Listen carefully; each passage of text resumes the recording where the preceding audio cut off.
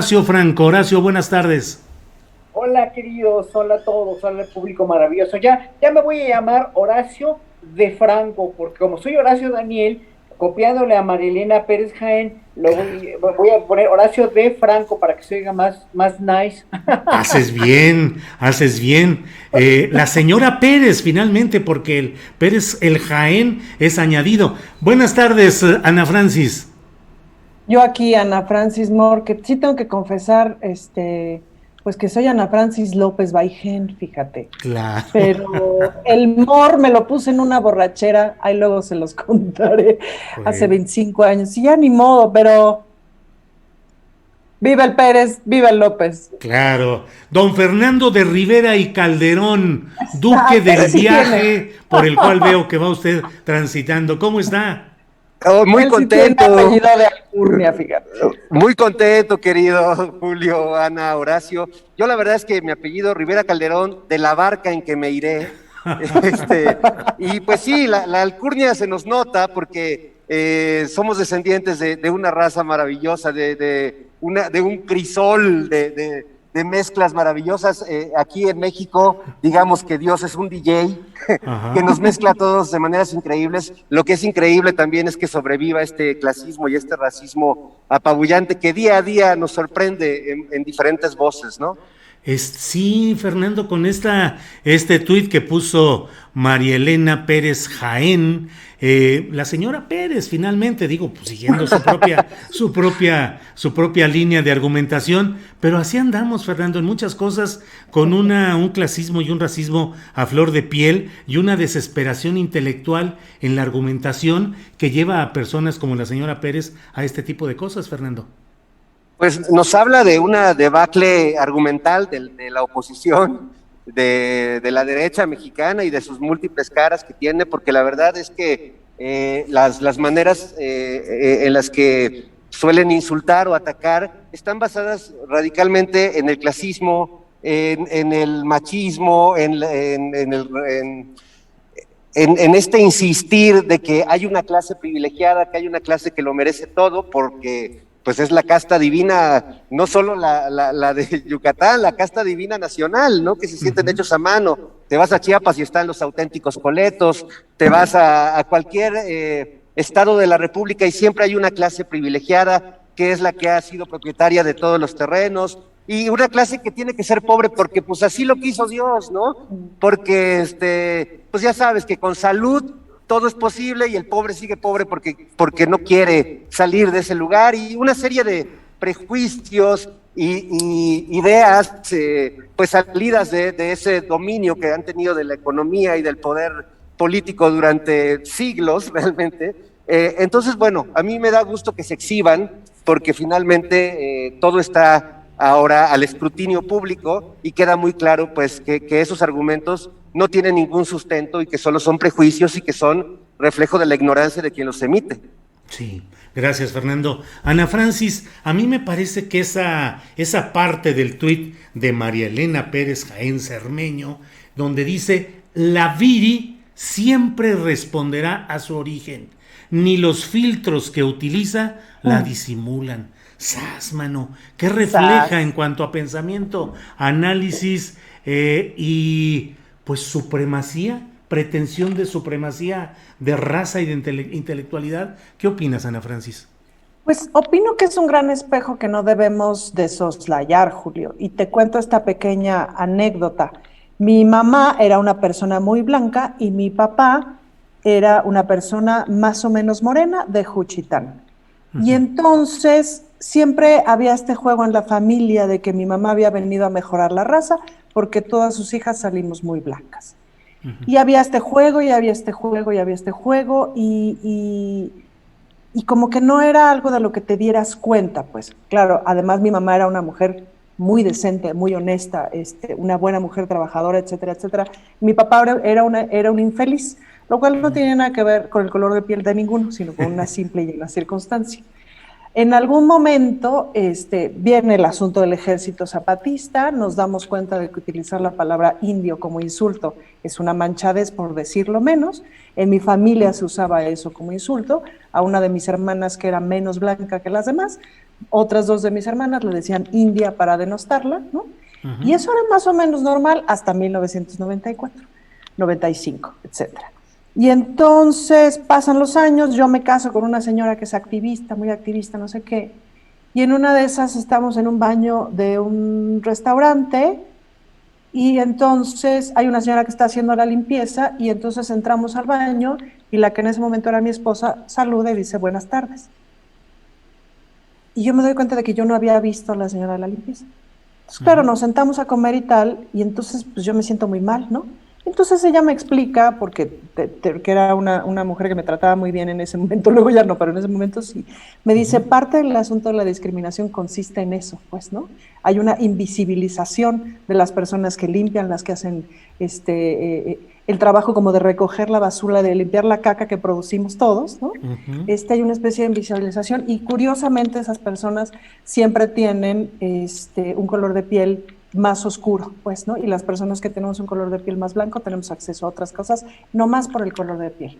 Y bueno, para mí fue durísimo y comencé un trabajo pues nada, de hacer conciencia de eso y culpas aparte, estamos donde estamos. Luego yo me pregunto, bueno, ¿cuándo carajos vamos a asumir que somos un país racista y reclasista? Pues, ¿no? Que este asunto del miedo a la pobreza, o sea, ¿cómo te explicas, por ejemplo, que como clase de media defendamos a los ricos? Ahora sí que, como dice Viri Ríos en uno de sus artículos, ¿no? ¿Por qué chingos defendemos que las personas que tienen más dinero no paguen más impuestos? Que es lo que debería de ser. Pero claro, porque es toda esta cultura aspiracional hacia el norte, esta cultura aspiracional. Si te fijas en México, por ejemplo, se intenta mucho que cuando hablas en inglés no tengas acento, como si no todo el mundo tuviera derecho a tener acento, etcétera, de sus respectivos países, o sea, ¿no? Claro, claro. Etcétera, etcétera. Entonces, son una serie ahí de entrecruzamientos que me parece importante reconocer, que nos pasan a todo mundo, pues, ¿no? Alguna vez con una actriz indígena, compañera, no sé de qué estábamos hablando, y que ella me hablaba de usted y yo le hablaba de tú, y yo le dije, ¿por qué chingados me hablas de usted? Y yo te hablo de tú. ¿Y por qué no hacemos algo ya para romper eso, güey? Porque tú te colocas ahí y yo me coloco acá. Y no está padre, pues, ¿no? No está padre dónde nos colocamos. Entonces, ahí me parece que es un espejo como súper interesante para darnos cuenta de que como sociedad somos bien clasista y bien racista y que nos falta mucho trabajo de aprendizaje en ese sentido. Claro, en el tuit cayó la señora Pérez, pobrecita, pero pues es reflejo del pensamiento nacional, no nos Claro, hagamos. claro, Ana Francis, gracias. Don Horacio de Franco, ¿qué nos dice usted sobre este tema, por favor? Mira, yo como viví en Holanda de 1981 a 1985, allí me fui a los 17 años y realmente mamé la cultura de una democracia verdaderamente ejemplar en ese entonces, ¿eh? En ese entonces. No vayamos a pensar que Holanda o los países europeos han evolucionado como hubiéramos querido, porque desde el 11 de septiembre del 2001 todo se ha venido abajo en cuanto a la cuestión de la igualdad de todos los pueblos, ¿no? O sea, obviamente fue un madrazo a la humanidad, más que a las Torres Gemelas, además, obviamente, de todo lo que pasó. Pero cuando yo vivía ahí, que fue hace ya casi 40 años, ¿no? Eh, en verdad me impregné, me empapé de una cultura totalmente, absolutamente igualitaria, donde no había estas diferencias de clases sociales tan groseras que hay aquí, donde no había un estereotipo de razas, donde religiones, razas y minorías convivían de una manera muy sana y era muy, pero muy, muy, muy mal visto, políticamente muy incorrecto, señalar a cualquiera por su color de piel o por su origen o por su condición social incluso, ¿no? Entonces, cuando yo vi eso, tan jovencito, de los 17 a los 21 que vivía allá, evidentemente, pues llegué a México con otro chip, ¿no? Por eso ese chip lo mantengo hasta ahorita, 35 años después de que llegué, casi 36, donde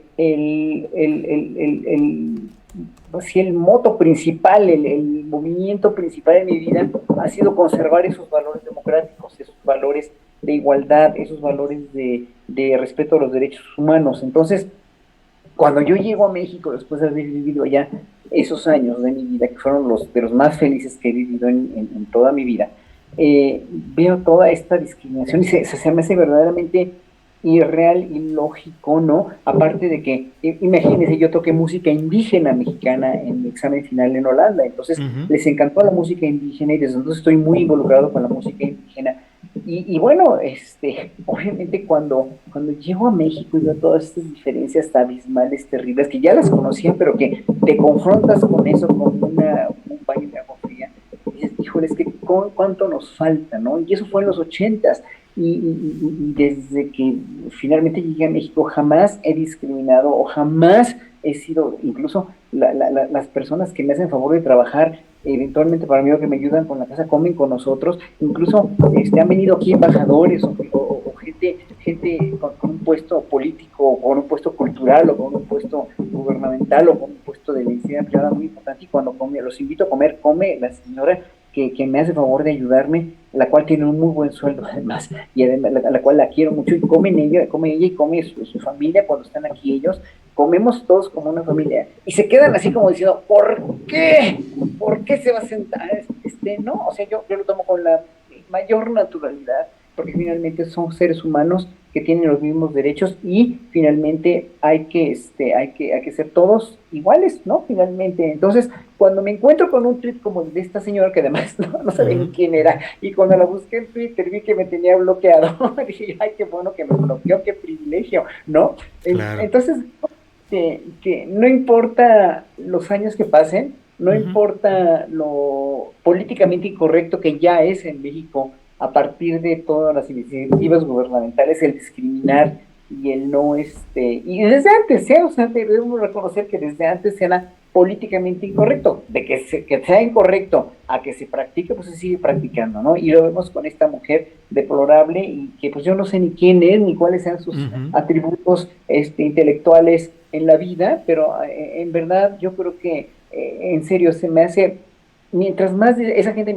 discrimina y más dice esas cosas, más complejos de inferioridad tiene, más insuficiente con ella misma y más auto-odio hacia ella existe, ¿no? Entonces, obviamente, igual ayer me invitaron a hacer una charla en la UDLA de Puebla, ¿no? Una charla online, y pone un individuo de Puebla, ¿cómo pueden invitar a no sé qué, nada más por ser gay, ¿no? Dices, bueno, o sea, todas estas cuestiones de homofobia, de racismo, de clasismo, es en verdad odio hacia uno mismo, ¿no? Son manifestaciones de una no satisfacción hacia uno mismo, porque cuando uno está contento con quien eres, con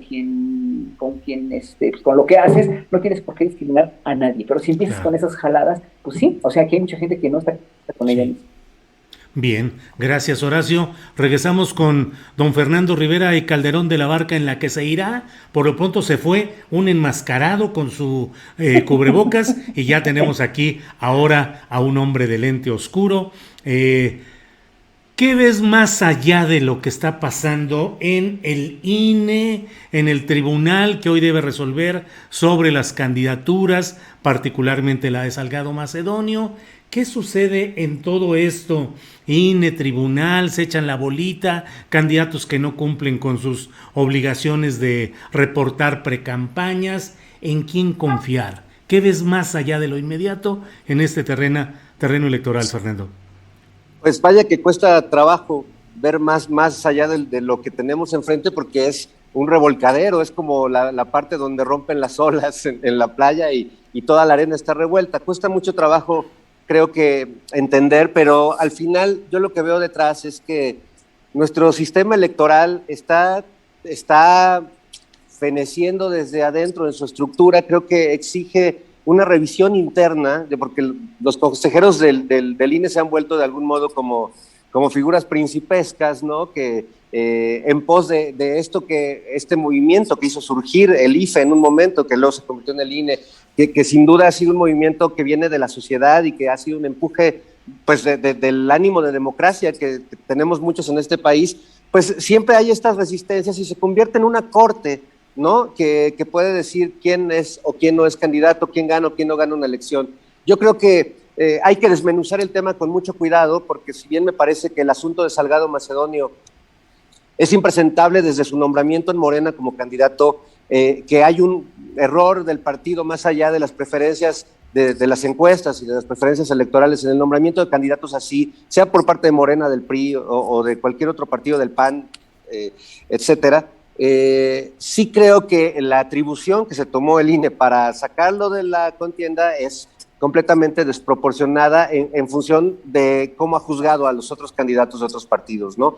Creo que además hay un nivel de simulación que a mí me molesta mucho cotidianamente, porque hay una veda electoral que impide que el presidente o otros personajes no puedan hablar sobre el tema, no puedan presentarse, pero a la vez permite que en las campañas electorales se viertan una cantidad de mentiras y de insultos a la inteligencia pública que me parecen deleznables. Entonces, ¿cómo puede haber libertad para mentir impunemente en las campañas y que no haya ninguna revisión mínima de los contenidos de los anuncios que presentan los partidos y que sí haya un marcaje personal a otros personajes cuya opinión puede impactar aparentemente? Porque yo no veo en qué manera la influencia que yo tenga, o tú, Julio, o el mismo presidente, nos va a lavar el cerebro y nos va a hacer cambiar de opinión a los borreguitos mexicanos. Pues no, creo que la mayor parte de las personas que yo conozco tienen muy claras sus preferencias políticas y no veo que haya manera de cambiárselas con un anuncio, y menos con un anuncio mal hecho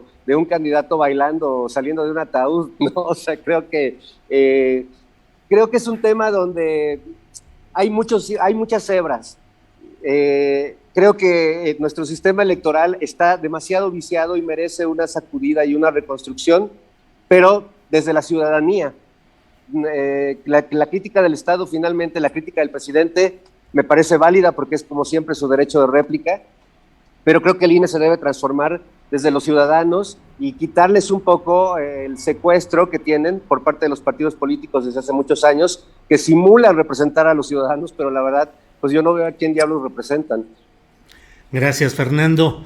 Muy amable. Ana Francis, ¿qué ves en este tema, pues de este litigio permanente, la beligerancia en las áreas del Tribunal Electoral, el Instituto Nacional Electoral, Lorenzo Córdoba, Félix Salgado? ¿Qué tanto nos alienta o desalienta en la vida electoral o, digamos, democrática todos estos incidentes, Ana Francis? Fíjate que cuando vi a Onésimo Cepeda hacer su numerazo, ¿no? Yo dije, qué raro, ¿por qué habrá pasado eso? O sea, ¿quién le apostaría a esta candidatura de 15 minutos? Además con un personaje tan impresentable, pero todo el mundo lo vimos, porque, o sea, ¿me explico? Porque fue un gran show. Entonces, en términos de espectáculos, que de eso sí sé, los espectáculos a veces tienen diversas, o sea, buscas provocar diversas cosas. Puedes hacer un espectáculo para que la gente se ría, puedes hacer un espectáculo para que la gente sienta asco. Y eso es bien importante. Es decir, si la gente siente asco por la política, entonces, ¿qué pasa? Pasan unos ciertos resultados electorales. Puede haber muchas anulaciones de voto, mucho ausentismo de voto, pues, ¿no? Es decir, las elecciones intermedias generalmente son aquellas en donde la gente vota menos porque no es el presidente, ¿no? Como que las de presidente todo el mundo va a votar. Y en las intermedias dice, pues, quién sabe quiénes son estos güeyes, y menos gente vota. No sé, porque la aritmética electoral siempre ha sido un misterio para mí. Si en este momento que mucha gente anule votos, ¿te acuerdas que antes se decía, es que si anulas tu voto se lo estás dando al PRI, ¿no? Pero entonces si anula su voto, ¿a quién se lo estás dando? No lo sé, no me sé bien la aritmética electoral. Pero esta intención de que nos dé asco es muy interesante. Esta intención de que opinemos que todos son iguales y de que la política es un horror es muy interesante. ¿Me explico? Es decir, estás queriendo provocar un resultado como cuando Jarry estrena Ubu Rey y la primera palabra de Ubu Rey es mierda, pues, ¿no? Es decir, se estrena un tipo de teatro en el mundo que lo que busca es dar asco, pues, ¿no? Entonces, bueno, ahí hay una intención que me parece que no es casual. Y luego tenemos esta serie de fenómenos tan graciosos como el que dice Fernando del ataúd y todo esto, ¿no? Yo le quiero recomendar a la gente que esté haciendo campañas y tal. Hay muchos actores desempleados, hay mucha gente de cine desempleada, hay muchos artistas desempleados. Carajo, contrátenlos para que les digan cómo salir del ataúd con gracia, ¿Me explico? Y no hagamos estos panchos y estos osos, porque por amor de Dios, nada más en ver cómo salió el ataúd. Y decía, por gracia de Cristo, alguien dirija la cámara hacia otro lado en lo que este señor puede salir de ahí, ¿no? Claro. En fin, más allá de lo auxilio chistoso, ortopédico necesitaba, porque... no. En fin, que es de risa loca, pues, ¿no? Ajá. Pero, y otra cosa que me parecería muy interesante también observar, es que eso somos. Nuestra democracia, cuando uno dice democracia suena padrísimo, ¿no? Suena como una bandera ondeante, un cielo azul, increíble, y un horizonte padrísimo.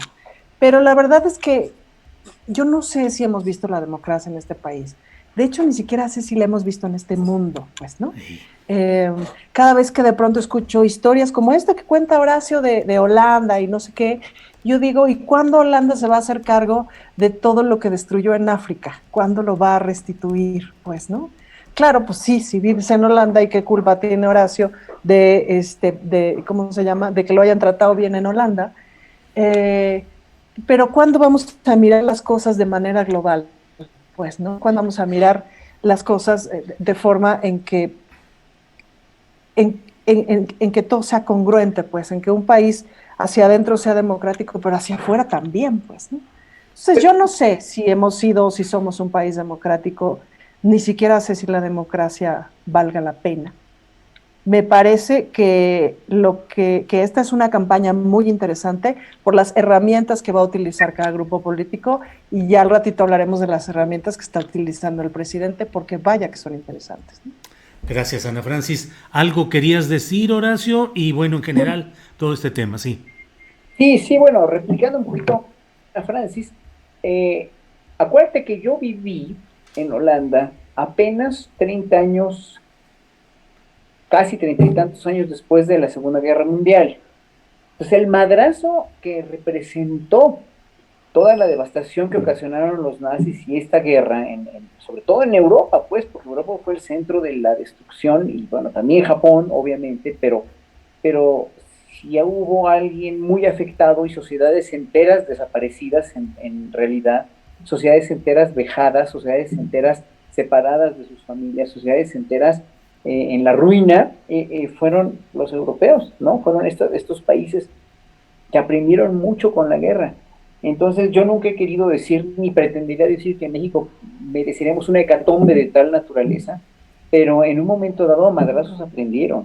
Y en verdad, obviamente, yo nunca voy a excusar el colonialismo, porque yo lo he dicho siempre, el neoliberalismo es una manera legal, ilícita, de colonizar actualmente, ¿no? De lo mismo que hicieron los holandeses en Indonesia y en Sudáfrica, y lo que hicieron los franceses en Haití, lo que hicieron los italianos en Etiopía, y lo que hicieron los españoles aquí en toda Sudamérica, etcétera, etcétera, ¿no? Lo mismo que hicieron los ingleses en el norte de América, pero no se pudieron llevar más porque no eran civilizaciones tan avanzadas como las civilizaciones de aquí, de Mesoamérica. Pero todo eso, o sea, evidentemente queda como en los anales de la historia, como pues el gandallismo del colonialismo europeo, y son quienes son gracias a todo lo que se han robado y han saqueado. Eso no les quita, obviamente, el derecho de que en los años 40, en los 30 y 40, tuvieron una devastación global en todo el continente, y aprendieron a portarse mejor, y aprendieron los gobiernos a ser un poco más finalmente democráticos, ¿no? ¿Hasta cuándo vamos a aprender en México a hacer democracia? Yo no lo sé. Y por eso precisamente, yo creo que yo tomo mi turno, ¿no? Julio, para seguir explayándome un poquito en lo que quiero decir. Sí. ¿No? Sí. Mira, ¿qué es lo que pasa ahorita? ¿Qué es lo que los dos polos que están enfrentándose de una manera terrible, ¿no? El polo de la oposición, que desesperada quiere, a como lugar, conservar sus privilegios y que no se le vaya todo lo que tienen de las manos, ¿no? Y otra, el pueblo mexicano, el pueblo con conciencia social, con sensibilidad histórica, social, histórica, sensibilidad, el pueblo, y no nada más los pobres, la gente consciente de lo que este país ha pasado y lo que en este país puede pasar si sigue un presidente como López Obrador con el proyecto que tiene de transformar este país en una democracia igualitaria, en un lugar con menos corrupción, pero estos son proyectos a muy largo plazo, eso no es un proyecto que se vaya a cristalizar en 3 años más, que faltan de sexenio, 3 años y medio más. Es un proyecto que necesita de una continuidad y hoy más que nunca precisamente esa continuidad está en peligro. Primero por la oposición, que está haciendo mucho escándalo, está dando patadas de ahogado, pero son patadas de gente con mucho poder, con mucho dinero, número uno. Y número dos, el partido mismo en el gobierno, el mismo Morena, que no se ayuda con todas estas candidaturas impresentables o estas cuestiones de división entre ellos que a mí me dejan pues perplejo, me entristecen, me enojan, me enferman, pero aún así, y como cada semana se los digo, pues uno va a tener que votar por una cuestión más práctica en realidad, más útil para el país, más en verdad de que nos conviene que siga Andrés Manuel López Obrador respaldado por una mayoría en el Congreso, porque si vemos ahorita que tiene mayoría en este Congreso, cómo le están dando de patadas, cómo le están dando de golpes bajos, cómo están metiendo amparos por todo, cómo están todo lo que estamos viendo, difamaciones, calumnias, etcétera, etcétera. Si no pasa en realidad un Congreso mayoritariamente morenista y petista que apoyen las medidas que quiere aprobar, las medidas constitucionales y la cuestión de las reformas que quiere aprobar López Obrador, con la cuestión de todo lo que nos corresponde, de lo que nos han saqueado, lo que nos han robado, lo que nos han dejado. Si no pasa esto, obviamente va a costar mucho más trabajo, que quiere decir muchos más años, ¿no? Claro. Entonces, por eso necesitamos ser los que vamos a votar, necesitamos ser en verdad muy pragmáticos, nos guste o no nos guste, no nos gusta Salgado Macedonio, ok, no nos gusta, a mí no me gustan muchos candidatos, estoy muy en contra de cómo están manejando las cosas en Morena, pero pues no por ello voy a decir, voy a votar por el PAN, nunca votaría por el PAN, ¿no? Por simple. Bien, Horacio. Pues gracias, Horacio. Don Fernando Rivera Calderón nos dijo con toda oportunidad que tiene un compromiso muy inaplazable y por tanto esta será su última intervención de este día. Nos va a dejar tal sabiduría y tales puntos críticos y polémicos que nos vamos a echar la media hora nosotros platicando sobre lo que nos diga don Fernando Rivera Calderón. Fernando, ¿qué opinas de que ya se ha dictado prisión preventiva en el caso de José Luis Lavalle, que es entonces ya el primer político en la cárcel por todo el asunto que tiene como centrales a Emilio Lozoya y el caso Odebrecht? ¿Cómo ves este tema? ¿Es suficiente? ¿Es el inicio verdadero? ¿O es solamente un poco algo distractor porque a los meros no se les está tocando todavía? ¿Qué opina don Fernando? No, yo creo que es parte del camino. Lo que pasa es que ha sido un camino un poco frustrante para quienes queremos ver a varios de estos personajes con un castigo que también siente un precedente para las futuras generaciones de corruptos, ¿no? Un poco como fábula de Monterroso. Me parece que es un paso más. No creo que el primero, porque ya venía Lozoya ahí, que está como en lo oscurito, como apartado, no, la verdad es que me gustaría saber qué está haciendo Lozoya en este momento, pero creo que este nuevo acontecimiento, pues sí nos dice que se va caminando hacia donde queremos la mayoría de los ciudadanos, que queremos justicia ante todos estos actos de corrupción. Quiero pensar que está muy difícil tener todos los elementos para ir sobre toda esta mafia, ¿no? Y que hay personajes como Chayito Robles, por ejemplo, pues que están en una posición en la que tampoco piensan colaborar, ¿no? A que estos personajes caigan. Entonces, bueno, hay un trabajo verdaderamente difícil para el gobierno, pero pues me da un cierto aliento. Lo que pasa es que ha sido un camino realmente muy lento, ¿no? Y siempre se apela pues los vericuetos legales, a las burocracias de la justicia en este país, de las investigaciones, de tener todas las pruebas en la mano, pero pues sí, el reloj, por lo menos de este gobierno, del gobierno de López Obrador, corre, no se detiene. Vamos ya a poco más de la mitad, o sea, esto ya va en una etapa en la que se tiene que consolidar, y que ese discurso contra la corrupción se tiene que consolidar con personajes a los que se les haga, que se les dé un castigo, realmente, un castigo, yo no digo ejemplar ni superlativo, simplemente el castigo que les corresponde por haber desfalcado a esta nación, al erario de esta nación durante tanto tiempo, y desviado recursos que eran para un uso social colectivo, y que se lo hayan depositado en sus cuentas de banco en paraísos fiscales. Entonces, bueno, me da aliento, me hace ver que sí se está trabajando en ese sentido, pero que sí es un trabajo pantanoso, donde la burocracia y las infraestructuras, que siguen siendo las mismas de antes, pues trabajan a un paso de caracol. Digamos que hay un rayito de esperanza de que las cosas prosperarán, y de que realmente este proyecto López Obradorista de combatir la corrupción y barrer la escalera de arriba hacia abajo realmente tenga un sustrato físico de personajes corruptos en la cárcel, y no solo uno. Bien, Fernando Rivera, muchas gracias. Apreciamos mucho el esfuerzo de estar en esta parte. Gracias. No, me encanta. Gracias, Julio, Ana, Horacio. Les mando Adiós, un abrazo. pollito. Y una disculpa a todos los radioescuchas. Prometo la próxima semana estar puntualmente con mi chela en mano, como ya es una tradición. Bien, Hasta bien. pronto. Gracias, Fernando. Ana Francis, ¿qué opinas de este tema de pues el mantener en la cárcel? Por lo pronto es una prisión preventiva justificada, así la llaman, de José Luis Lavalle, un ex senador panista.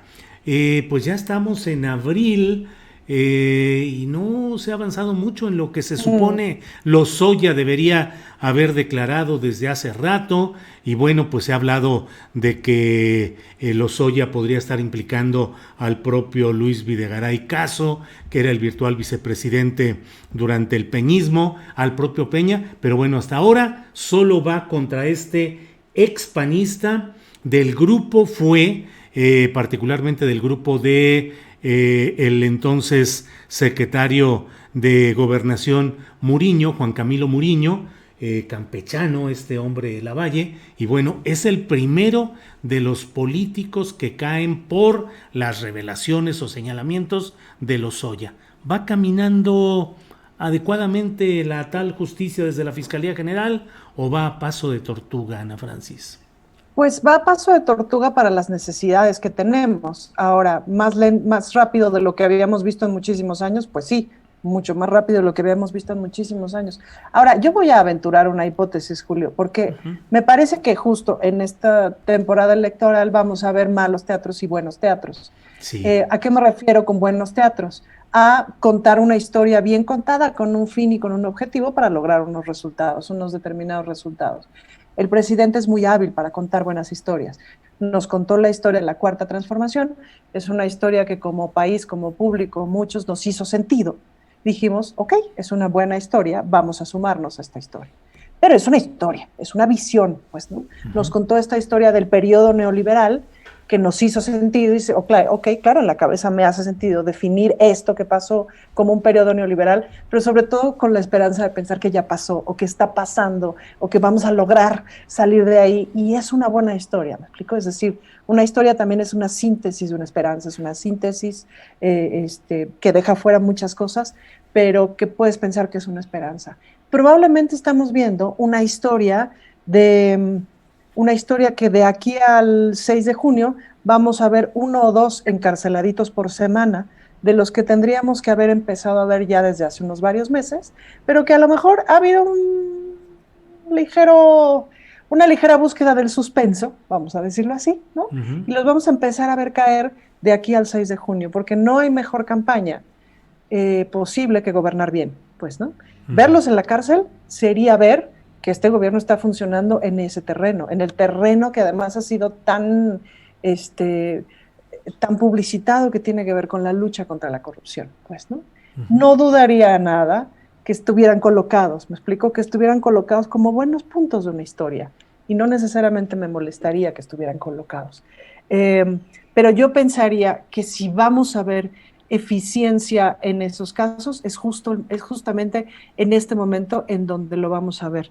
Tarde sí, porque como me explicaba una vez un gerente de restaurantes para entender cómo funcionaba el Teatro Bar El Vicio, me decía, mira, cuando la gente llega a la mesa y dice que su chela ya se tardó 1 hora, no es cierto. Lo que pasa es que su chela ya se tardó 7 días porque desde el lunes está esperando a que llegue el viernes y poder salir de una chamba que odia y sentarse en su teatro a morirse de la risa, ¿no? Y quiere su chela. Entonces, si te tardas 15 minutos, ya la cajeteaste, porque el güey lleva una semana esperando su chela, igual que Fernando espera su chela los viernes. Entonces, bueno, tarde, claro que van tarde, porque ¿cuántos años llevamos esperando, Julio? Pues tarde para este sexo, o sea, tarde en términos de lo que necesita un proceso, pues sí, los procesos todavía son demasiado lentos y yo tengo la esperanza de que cada vez sean más rápidos. Pero bueno, están ocurriendo, carajo, estamos viendo personas en la cárcel. Ojalá se queden en la cárcel, ojalá nos regresen el dinero, ojalá sean más, ojalá sea pronto y saquen a los que no son delincuentes y saquen a los pobres de la cárcel, porque las cárceles están llenas de pobres. Entonces, ojalá veamos esa catafixia, pues, ¿no? Y ya, si las vamos a ver bien montaditos, bien contadita la historia en este periodo electoral, pues que venga. Gracias, Ana Francis. Horacio, estas historias de las que habla Ana Francis, espectáculo electoral, historias que pueden quedar solamente en eso, en historias, una realidad que va caminando. ¿Cómo ves todo a la luz de lo que está pasando con este primer detenido, José Luis Lavalle, que bueno, no es un personaje de primerísimo nivel del ámbito político, tiene su relevancia, tiene su importancia, pero pues los mexicanos queremos ver más de esto? ¿Qué opinas, Horacio? Es una lucha intestina ahorita, o sea, es un sacar los trapitos y que ojalá saquen todos los trapitos de todos los que tengan que sacar. Ojalá que, como dice Ana Francis, veamos mucha gente más en la cárcel, veamos, o sea, sí sea una cuestión en la que los ciudadanos confiamos. El problema con todo es que nos han enseñado con tan malas administraciones que hemos tenido a desconfiar de cualquier autoridad. O sea, en México desconfiamos de cualquier autoridad porque sentaron las bases para eso, porque es lógico que desconfiemos, ¿no?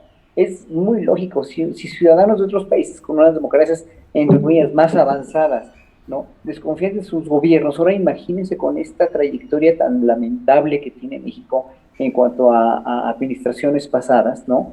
Y en cuanto a cómo esta se puede llegar a tambalear con la opinión pública tan tergiversada y tan manipulada por medios masivos de comunicación y por periodistas que le están echando todo el tiempo, que están calumniando incluso al gobierno actual, ¿no? Entonces, obviamente, sí, o sea, y por eso la aprobación del presidente no ha bajado tanto como poder bajar, porque sabemos que el presidente es un agente congruente, lo vimos en las mañaneras, sabemos que no es corrupto, sabemos que tiene un proyecto de nación, pero obviamente, y aquí viene el más grave problema de todos, Julio, que creo que es que no hay de dónde echar mano, ¿no? Ya lo decía, no me acuerdo bien, en una mesa redonda que tuviste anteayer, me parece, no hay de dónde echar mano, creo que fue Temoris, ¿no?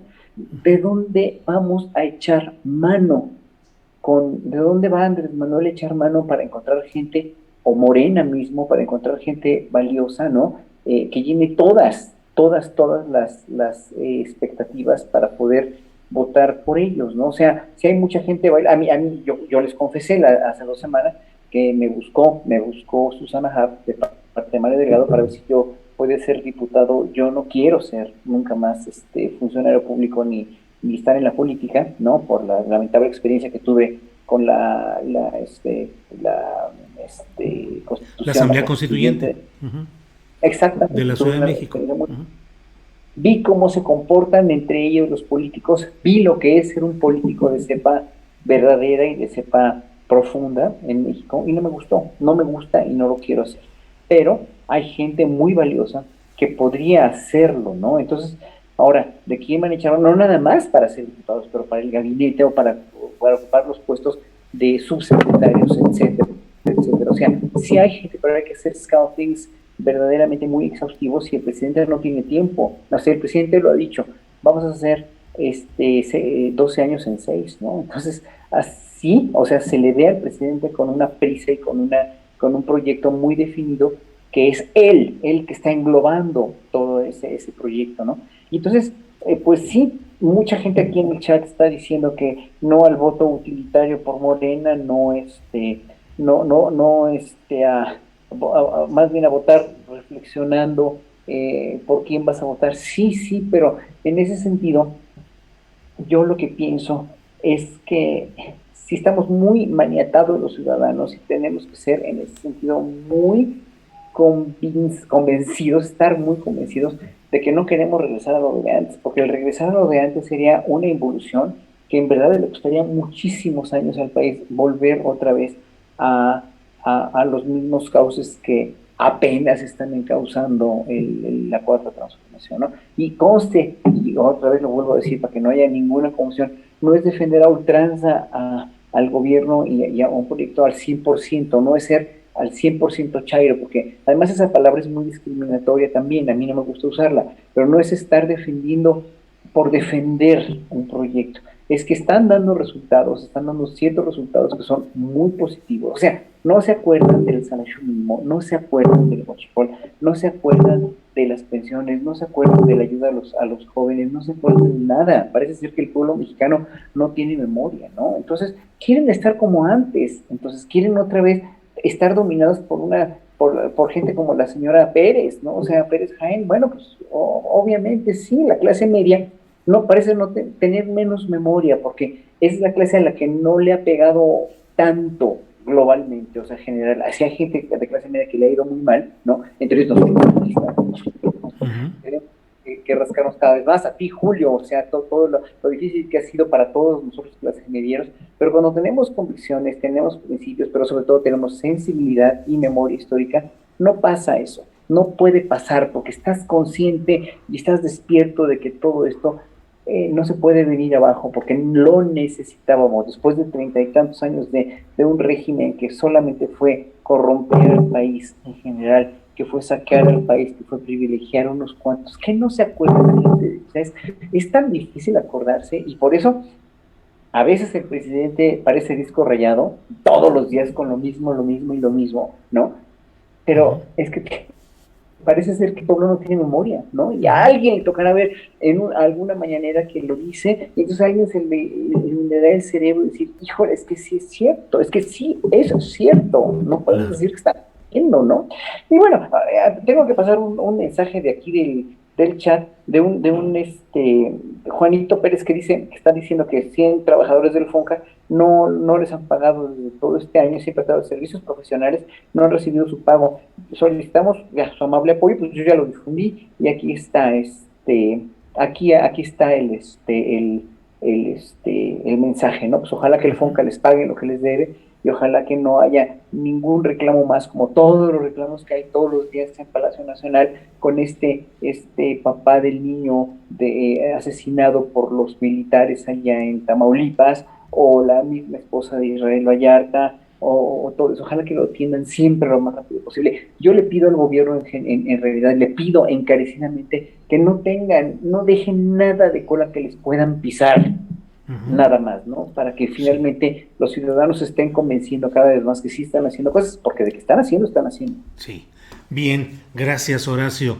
Ana Francis, pues hay muchas cosas que creo que mueven a reflexión de lo que plantea Horacio. Entre otras, te pregunto, ¿la sociedad mexicana de veras tendrá desmemoria? ¿Se nos olvidará rápidamente el pasado? ¿Somos muy susceptibles de la manipulación mediática y los montajes, no solo los de hace 15 años, sino los montajes cotidianos que se están realizando ahora?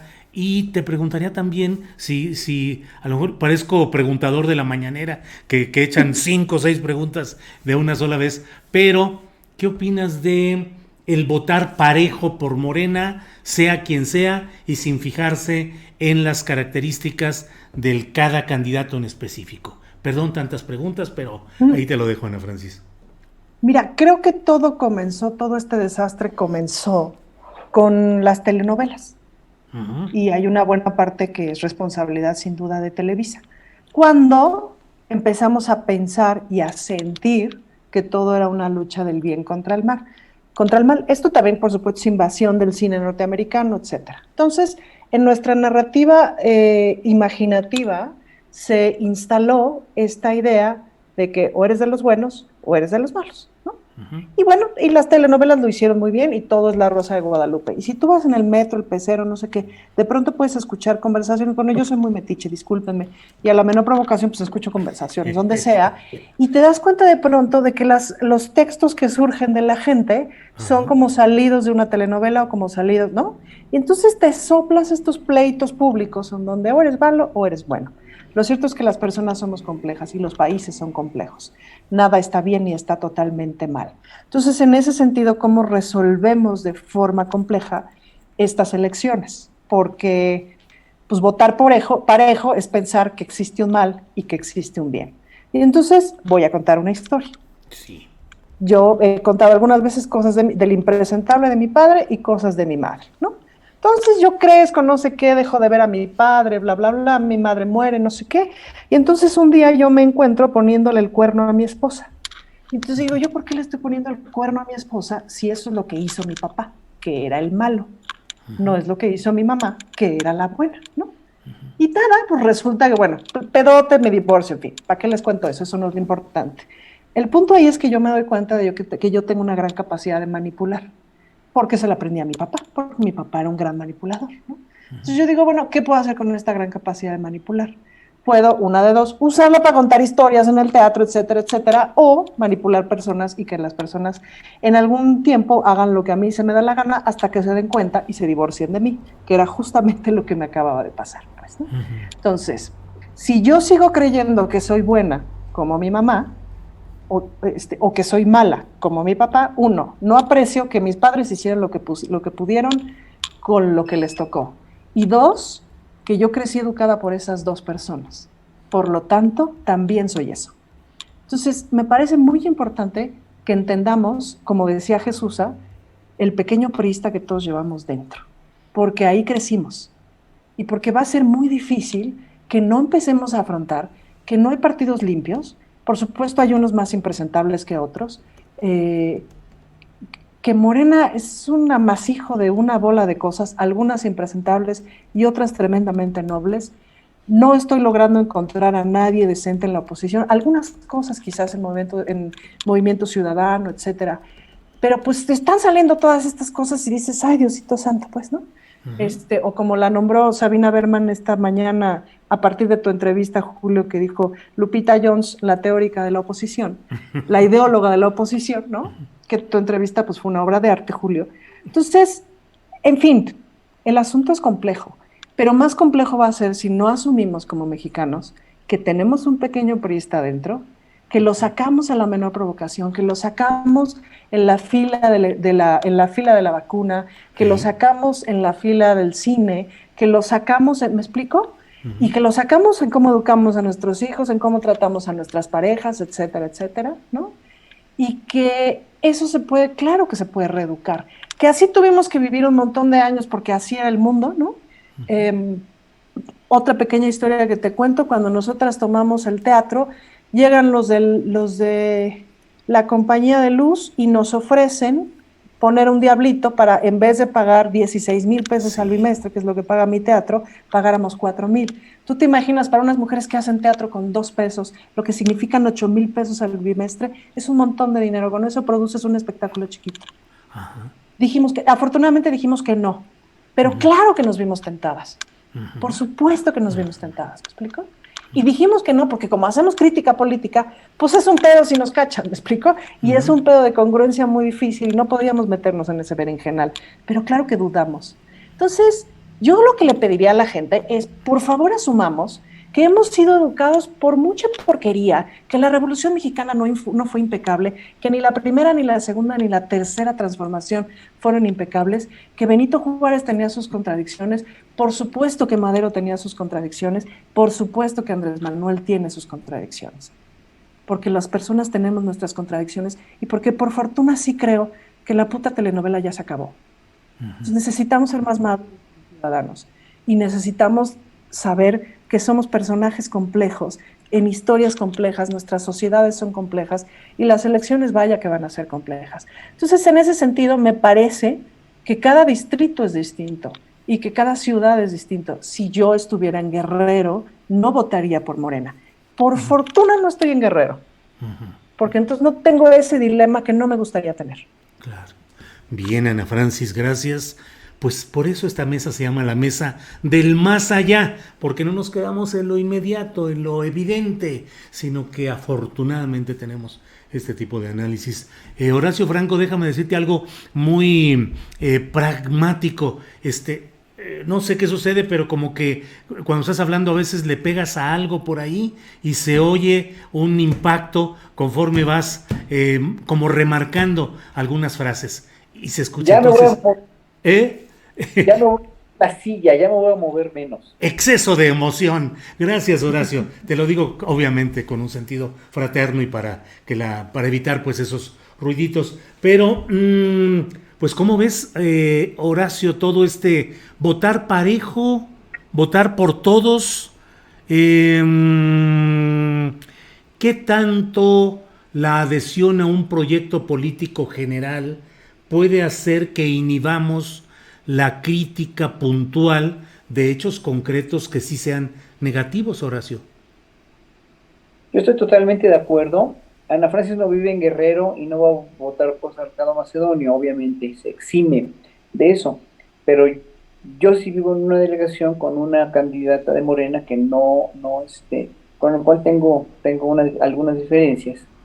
Y no sé, o sea, en verdad, no sé si voy a votar por ella o no, pero por diputados, sobre todo por la Cámara, por la Asamblea, que es lo que necesitamos en verdad de urgencia, que permanezca esta mayoría morenista para los proyectos que quiere el presidente aprobar. Pues tenemos que ser no acríticos, porque aquí hay mucha gente en el chat que está diciendo que vamos a ser acríticos y que vamos a perder nuestra integridad por votar por Morena, aunque no estemos de acuerdo con el partido. O sea, es que ya no es el partido. O sea, si no estoy de acuerdo con Morena, o sea, si un ciudadano no está de acuerdo con Morena por cuestiones ideológicas, mucho menos lo estará con el PRIAN, PRD, ¿no? Y mucho menos lo estará también con Movimiento Ciudadano, aunque en Movimiento Ciudadano existe gente tan valiosísima como Patricia Mercado, ¿no? A la cual admiro y quiero mucho, y en el PRI habrá también gente que admiro mucho, y en el PAN también habrá alguno que otro que también sea digno de admiración y congruente con sus ideales, ¿no? Pero finalmente tenemos que ver qué es lo que necesita el país. O sea, en verdad,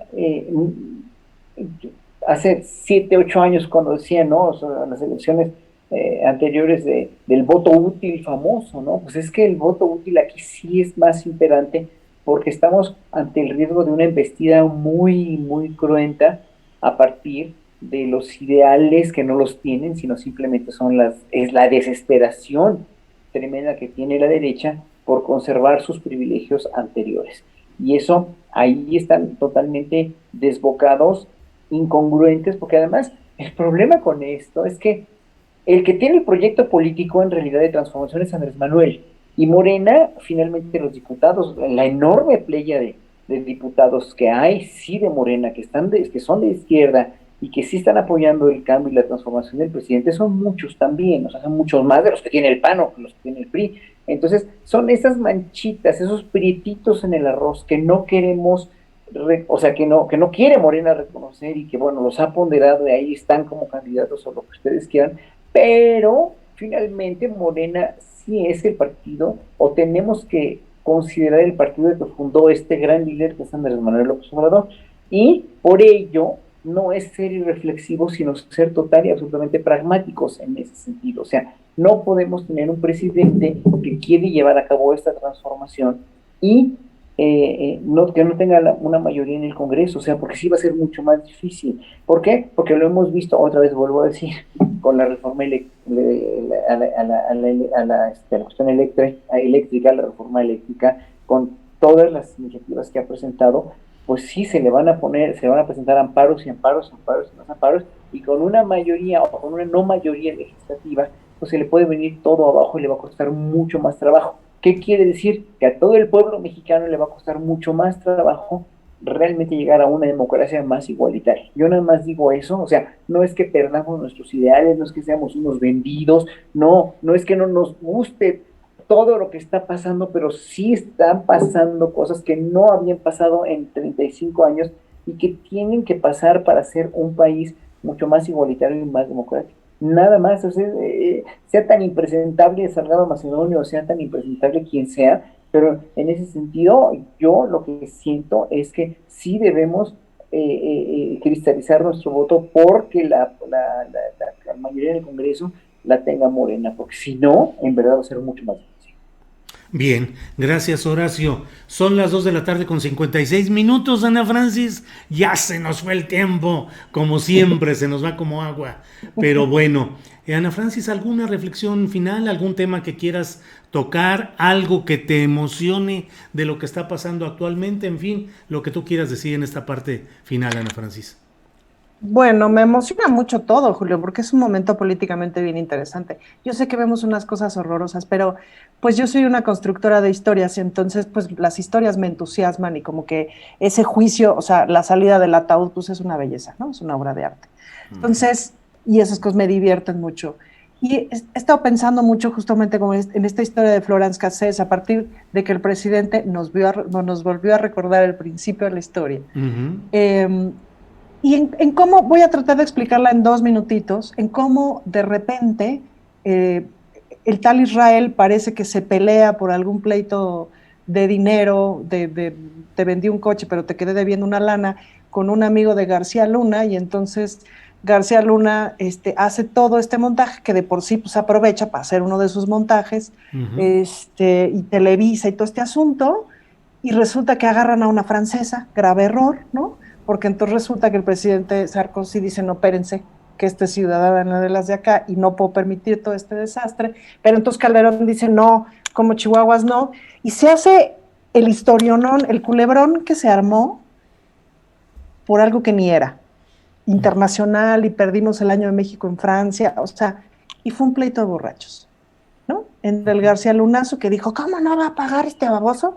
Y Calderón que dijo, me cae que Sarkozy no la tiene más grande que yo. Pleito de borrachos. Pero eso era la justicia mexicana, ¿no? Eso era la seguridad nacional y nuestras relaciones internacionales.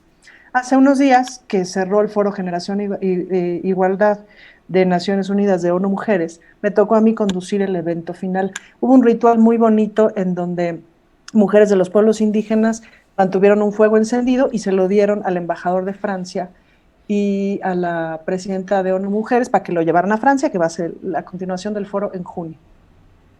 Hay algo que pasó ahí, Julio, muy interesante, que es que hubo algo que se rompió ya como de autoestima nacional. No sé si me estoy explicando bien. Es decir, que la conversación entre los funcionarios europeos y los funcionarios mexicanos era como hablándose de frente. Y a la hora de la pasada del fuego, una de las mujeres que estaba diciendo lo que significaba y todo, le dice al embajador, bueno, acá en México esto se pone en el altar, allá en Francia, y hizo una pausa y dijo, bueno, pues yo no sé si allá tengan altares, pero póngalo donde considere, porque este fuego se tiene que poner en un altar, pues, ¿no? Entonces fue un diálogo muy bonito como de, pues aquí somos así, allá sabe cómo sean.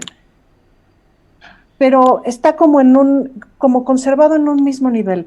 En otras oportunidades que he tenido de encuentros internacionales diplomáticos que me ha tocado o actuar o conducir o participar de alguna manera, siempre había estado esta cosa de en México miramos para abajo.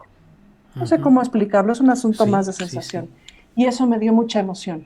Me parece que, por ejemplo, en ese sentido, la valentía del gobierno mexicano con el presidente, con el canciller, de afrontar a los gobiernos de los otros países, sobre todo a los del norte, desde esta cosa de a mí no me vas a decir cómo hago las cosas, ¿no?